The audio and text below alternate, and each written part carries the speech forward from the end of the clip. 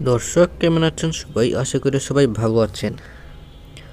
বঙ্গোপসাগরে এই যে নিম্নচাপ, এর প্রভাব বাংলাদেশ, পশ্চিমবঙ্গ, ত্রিপুরা ও আসামের কোনো জায়গায় পড়বে কিনা তা নিয়ে এই ভিডিওতে বিস্তারিতভাবে আলোচনা করব। এছাড়াও এই ভিডিও থেকে জানতে পারবেন আজ রাতে সর্বনিম্ন তাপমাত্রা কত থাকবে এবং আগামীকাল 24শে ডিসেম্বর সর্বোচ্চ তাপমাত্রা কত থাকবে তা এই ভিডিও থেকে সম্পূর্ণ বিস্তারিতভাবে জানতে পারবেন। এবং শীতের সতর্কতাও রয়েছে, তাও এই ভিডিও থেকে জানতে পারবেন। তো আমরা মূল ভিডিওতে চলে আসি এবং আমরা এখানে যে একটি নিম্নচাপ দেখতে পাচ্ছি, এর গতিবেগ বর্তমানে ঘন্টায় আমরা 43 কিলোমিটার দেখতে পাচ্ছি, যা একটি গভীর নিম্নচাপ বা ঘূর্ণিঝড় অনেকটাই কাছাকাছি ধরা যায়। এটি কিন্তু অনেক দিন ধরেই বঙ্গোপসাগরে অবস্থান করছে।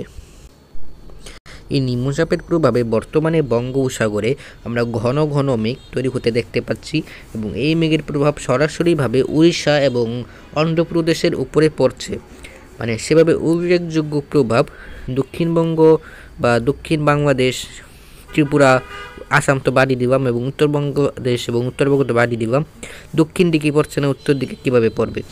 তো এই নিম্নচাপটি কিন্তু আরেকটু দক্ষিণ দিকে নেমে আসার সম্ভাবনা এবং পরবর্তীতে এটি শ্রীলঙ্কার উপরে ল্যান্ডফল করার পর এটি দক্ষিণ ভারত পার হয়ে আরব মহাসাগরে চলে যাওয়ার সম্ভাবনা।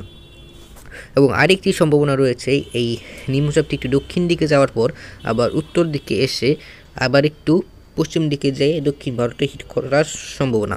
মানে যে দুইটি সম্ভাবনা বললাম, একটা সম্ভাবনাতেও বাংলাদেশ বা বঙ্গতে কোনো জায়গায় আসার সম্ভাবনা থাকছে না।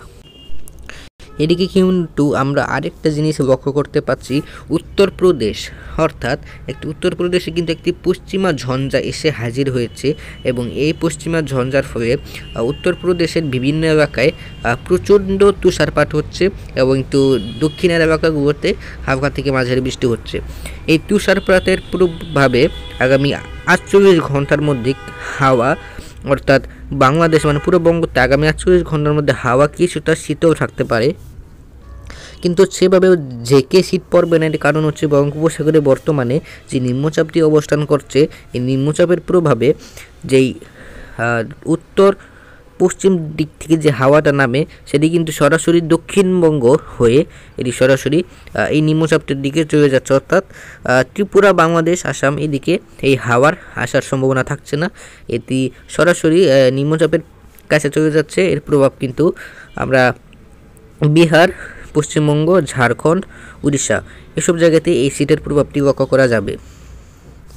এবং উত্তরপ্রদেশেরও বিভিন্ন এলাকায় বর্তমানে একটি ভালো রকমের তুষারপাত চলছে। এই নিম্নচাপটি আবার না থাকলে একটি ভালো রকমের শীত আমরা পুরো বঙ্গতেই দেখতে পারতাম এবং কিছু কিছু জায়গায় 5 ডিগ্রির নিচেও তাপমাত্রা নেমে যেতে পারতো, কিন্তু এই নিম্নচাপটির প্রভাবে সেভাবে কোনো তাপমাত্রা নামার সম্ভাবনা থাকছে না আগামী এক সপ্তাহের মধ্যে।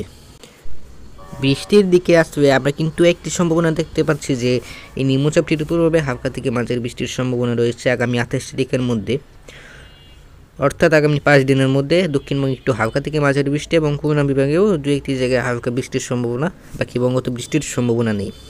কিন্তু আমরা আরেকটি সম্ভাবনা দেখতে পাচ্ছি, বর্তমানে যে একটি পশ্চিমা ঝঞ্ঝা অবস্থান করছে উত্তরপ্রদেশের দিকে, সেই পশ্চিমা ঝঞ্ঝাটি একটু পশ্চিম দিকে সরে এসে বিহার এবং উত্তর বাংলাদেশ এবং উত্তরবঙ্গ অর্থাৎ রংপুর, বাংলাদেশের রংপুর, রাজশাহী ও ময়মনসিংহ বিভাগে এর প্রভাব পড়তে পারে এবং উত্তরবঙ্গে পড়তে পারে।